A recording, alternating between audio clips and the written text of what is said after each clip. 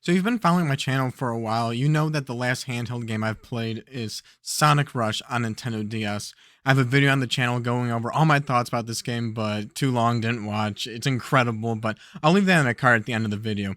Now, also, some of my other videos, I've left breadcrumbs on what I thought was going to be the next game that I wanted to play, and looking through my Nintendo DS shelf, which is my favorite part about physical media and physical games, is just like browsing through and just looking at like what looks good, what am I in the mood for, just what's interesting me and catching my attention.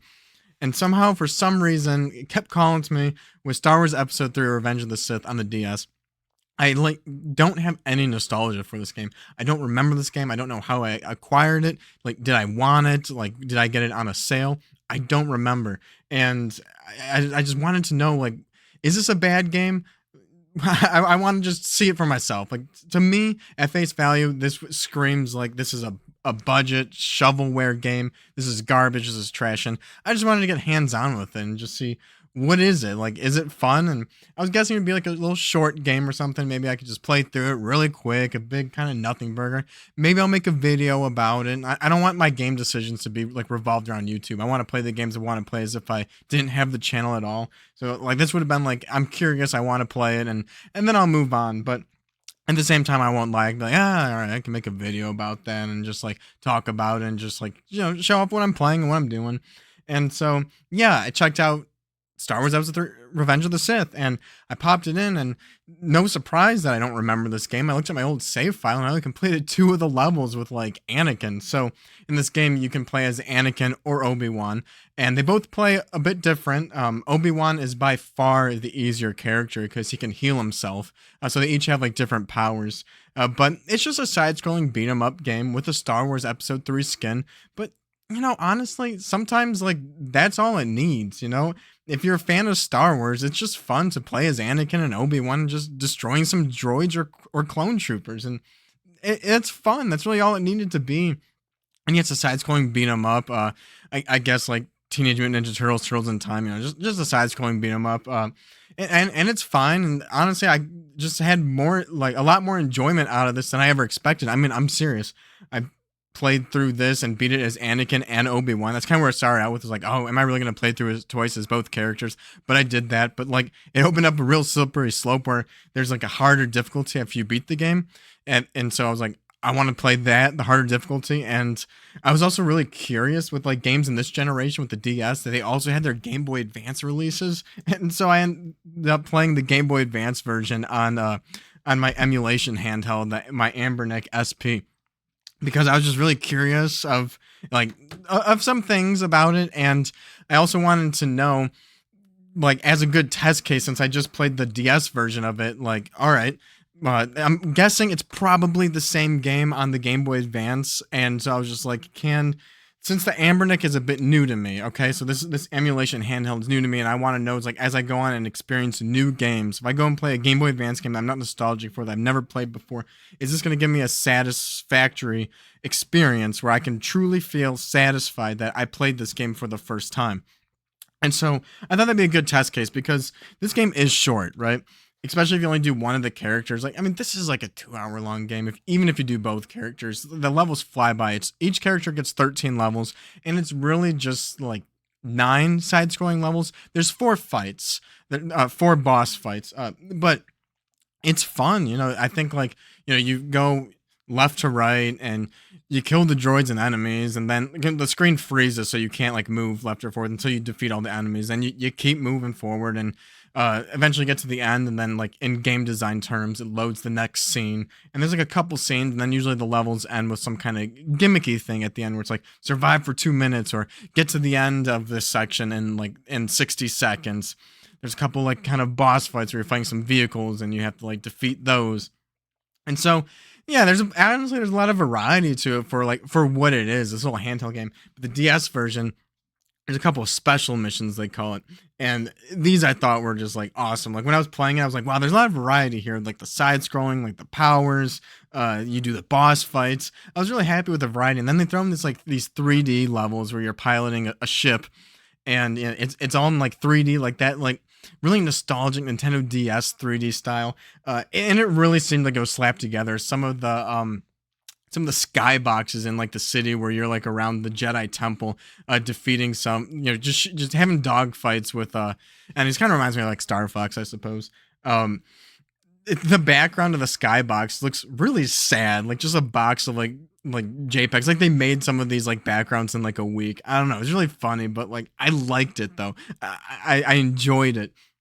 And about those special missions, like I noticed that the controls, it really utilizes the four face buttons of the DS, because the Game Boy Advance only has an A and B button. The DS had introduced the X and Y button, and you use two of the buttons to power your ship forward, speed up, and also brakes to go backwards. And then one of the buttons, like the left button, was like the lasers on your gunship, and the right button was missiles.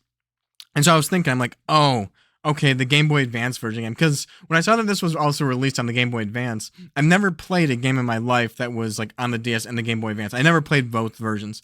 I always assumed that the Game Boy Advance version of a game in this era was just garbage tier, like the lowest of the low trash. Because this game's on like PS2, Xbox, DS, Game Boy Advance. I always assumed that the Game Boy Advance version had to be the most trash garbage version. But as I'm playing this game now that I'm older, looking at the sprites, I'm like, oh, the Game Boy Advance version is probably the exact same game as this, just without the special missions. That's probably why they call them special missions, because they're just exclusive to the DS version. And so after I beat this game on the normal difficulty with both Anakin and Obi-Wan, it was a short experience. But the thing is, I was having fun. This was like just a fun little handheld game that they don't make anymore. Oh, mobile gaming is going to replace handheld gaming, but we don't get games like this anymore. And it was just a fun little side-scrolling beat 'em up. I was like, you know what? I just want to like keep playing this game. I don't want to go through the level of effort of learning a new game and sitting down and focusing. Like, I kind of want to use this as kind of just a little like almost like a fidget cube type of thing, where I can just like fiddle my hands, not even think about the story anymore, because I consumed it already. I played it. I understand what the game is, and I'm just kind of having fun just playing the game. You know, like old NES games, you like beat the game or like lose and just kind of like keep replaying it over and over again. So I was like, you know what? I strongly believe that the Game Boy Advance version is the same game without the special missions. And instead of like looking it up online, I'm like, I'm gonna do it. I'm gonna try on the Amaranth. I had it loaded up. I loaded up a bunch of like Star Wars games on this thing, and I scrolled through. I'm like, there it is, Revenge of the Sith, and yeah, let's do it. Let's do and compare and see like how I can play like a full game on my emulation handheld, because like I've always been able to emulate. I had all the setup. I never really played through a full game on an emulator because it's really just not my flavor. Like, and I like the physical blockbuster experience. And since I still have a backlog of physical games, like the physical games are always the ones that I see every day, even if I'm not playing games. And I'm like, I want to play that. I want to play that. I want to play that. I can play whatever I want with emulators, but because I have the physical copies and I'm seeing them every day on my shelf and I'm looking at them, browsing, seeing what looks good, well, that's how I end up playing Star Wars Episode 3 Revenge of the Sith in 2026. And so, yeah, I loaded it up on this thing, and I mean, yeah, the emulation, it worked great. I love the form factor of this thing, compared to playing on a PC. That's why I got this thing. I got this specifically without the thumbsticks on the bottom. That's the model people will probably tell you is the better version of this, because you can play all kinds of systems. Like, no, I got this Game Boy SP form factor because all I want to play on this thing is just Game Boy Advance games. The way I approach emulation is, if I want to play a DS emulator, I want a system that looks like a DS. If I want to play PSP games, I want to play it on a system that looks like a PSP. That's how I want to do it, and that just makes it more fun for me. And so, yeah, this thing, like, it was exactly what I thought it was. It was the same exact game, a little more zoomed in. The sprite's a little less detailed, but it was the exact same game without the special missions. And as I played through this, it's like, yeah, I got the same experience as like the Game Boy Advance. It's very serviceable, but at the same time, I would rather prefer to play this on like a physical Game Boy SP. I mean, I take that back. I would prefer this over going to the game store and buying a used Game Boy SP. That's a personal thing, because just like I can be a bit of a germaphobe. I don't really like used controllers, let alone used like handheld systems that you have to get real intimate with. I feel like who knows what little kid played with it, was grinding, or some kid like eating Doritos and stuff, and I could clean it, but it never feels the same. Maybe like the texture of it feels like worn out and all greasy and all that.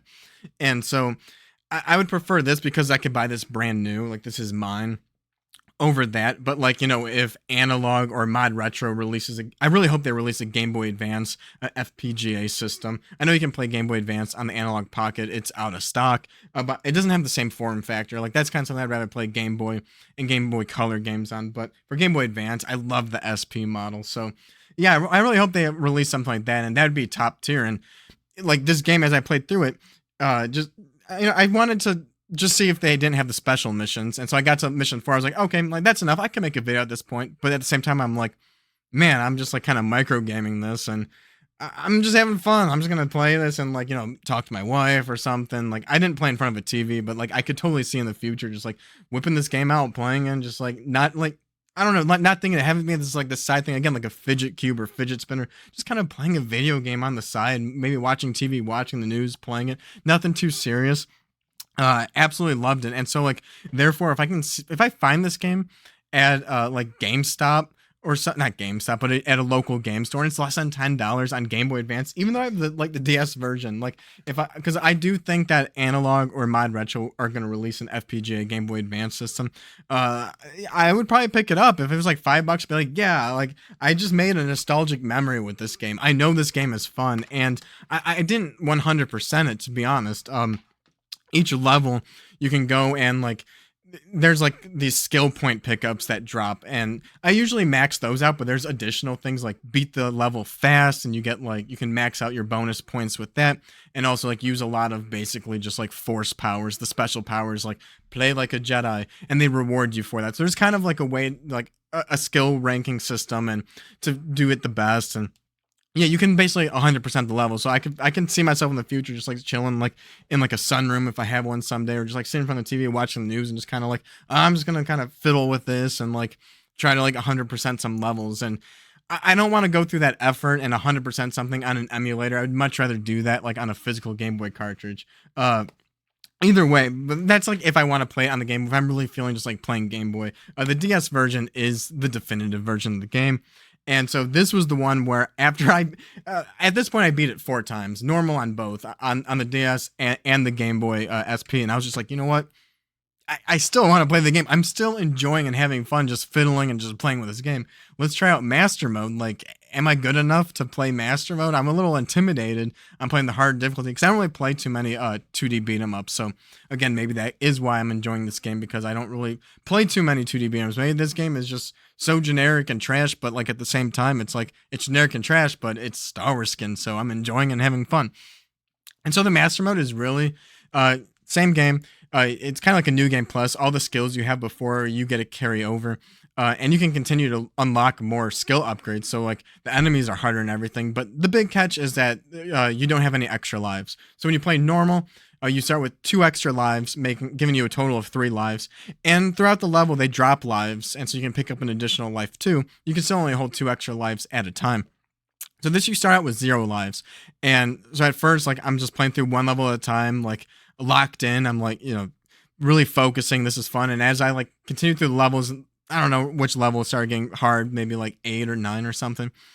Throughout my playthrough, I realized like as I played more than one level at a time, because if you play one level, turn it off, turn it back on, play a level, you start with 0 lives. But if you pick up a life, which I noticed, in the middle of a level, and then you play the next level, that carries over.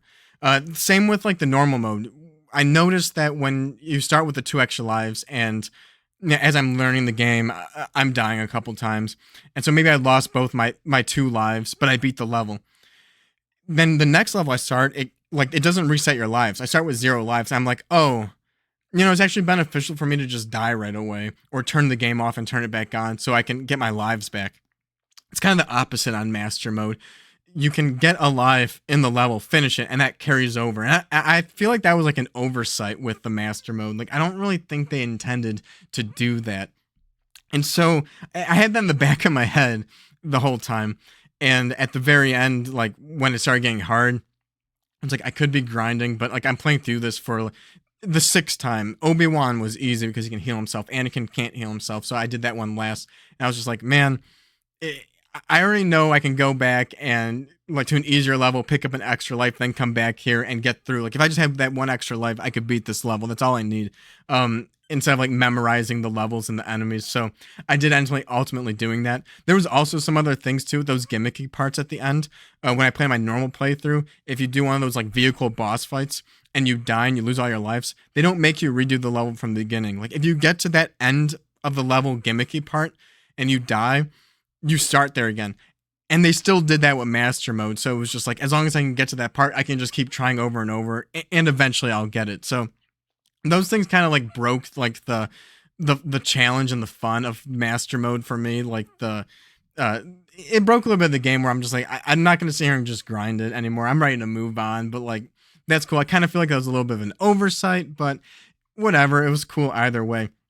One other thing I should mention, as I was testing out the Game Boy Advance version on the emulator, another reason why I didn't like this one as much, uh, and it's a form factor thing. Well, there's one emulation thing, one form factor thing. Maybe they're hand in hand, but for this device specifically, there's a power button on the side, and so this game really utilizes the left and right buttons a lot. And so I was kind of getting really intimate, like squeezing the Game Boy SP, just having a lot of fun. And I accidentally held down and pressed this button and turned the thing off.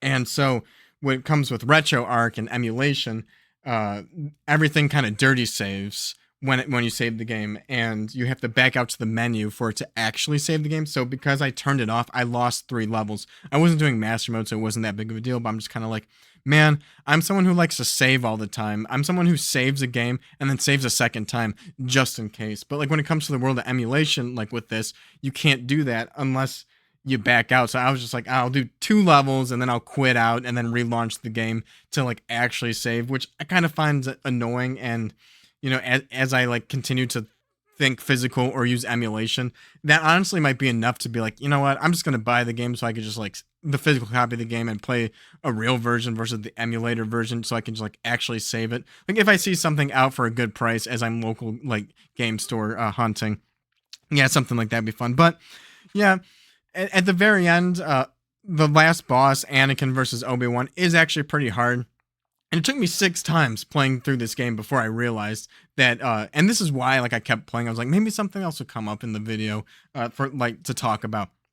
Uh, I thought the last boss was really hard with even on normal mode. I was playing on the Game Boy version. Like, it took me multiple tries to like actually beat him, and so like, I didn't want to keep going back and getting a new life and just to try again to lose. I was like, I'm gonna like actually beat him, and without that extra life, I like noticed that in the second phase, he always killed me every time with a down attack, because the down attack was the hardest one. So when you're fighting the bosses, it's pretty much like you have to block their attack and then you get an opening to hit them.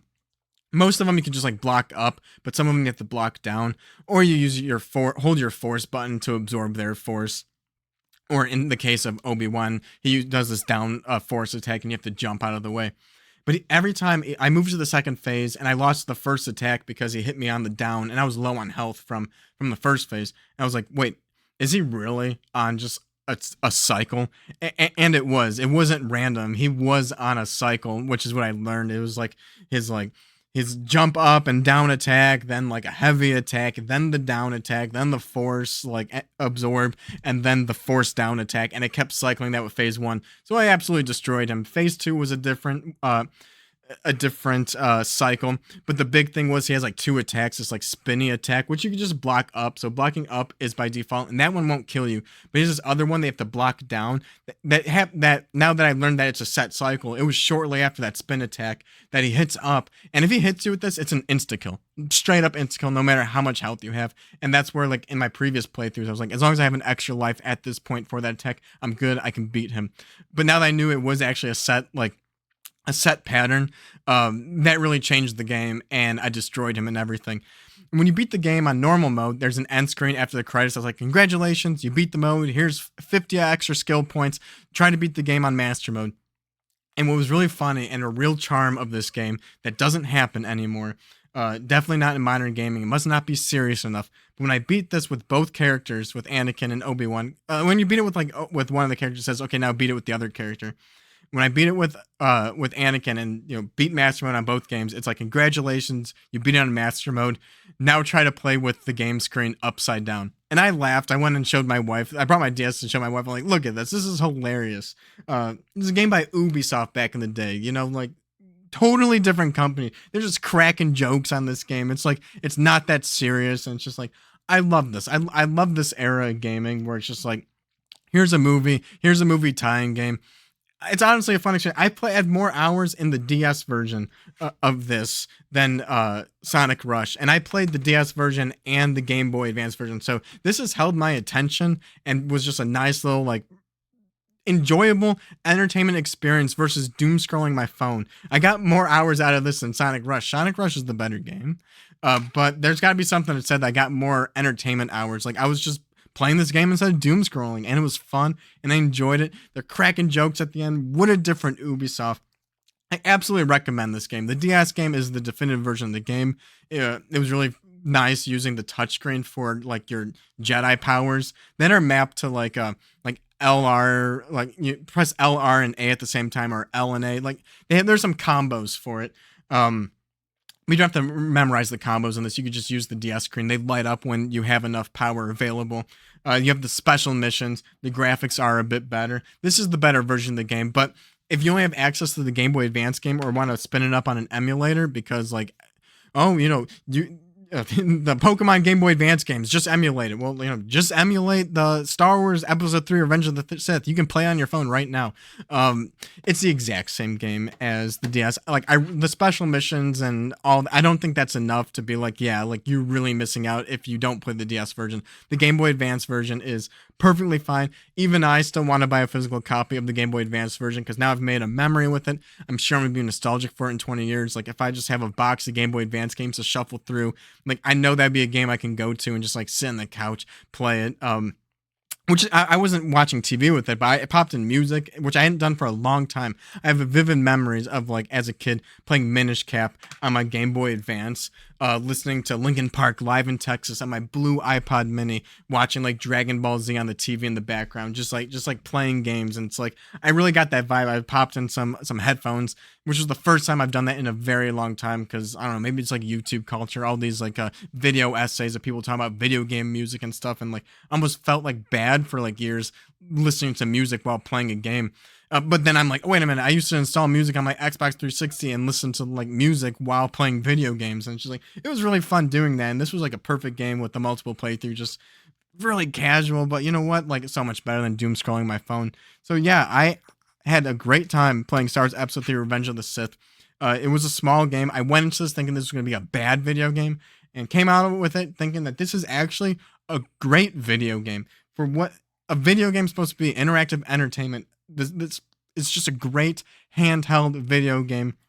I think you do need to like Star Wars a bit to get a little more out of it, but very enjoyable and highly recommend it. Highly recommend the DS copy. Game Boy Advance version still very worthwhile playing, even if you're going to emulate it. And yeah, if you made it this far in the video, I hope you got something out of it. Leave a comment if you enjoy me making these videos about specific games. The channel really is like an iceberg where if I make something general gaming, those do the best. The next best kind of content is like Nintendo specific, and then Sony and Xbox specific. It's kind of like that layer of the iceberg. And then as I get deeper to like news specific stuff, that does a little better. But the worst performing videos is like just the old retro video game stuff. But like that's what I'm playing. This is what I'm playing, and I'm letting you see, like, as you see my opinions when it comes to news and just gaming, just like thoughts and discussions. This is what I'm playing right now. I'll show you my pickups and tell you what I'm buying, but this is what I'm playing in 2026, and I'm having fun. Some people are bored when it comes to gaming and don't know what to do. Check out Sonic Rush and Star Wars 3 Revenge of the Sith. Like, this is fun. This has been very fun, and I look forward to playing my next DS game. So if you want to see what I end up choosing next and my thoughts on it, subscribe to the channel, and I'll see you guys in the next video. Later.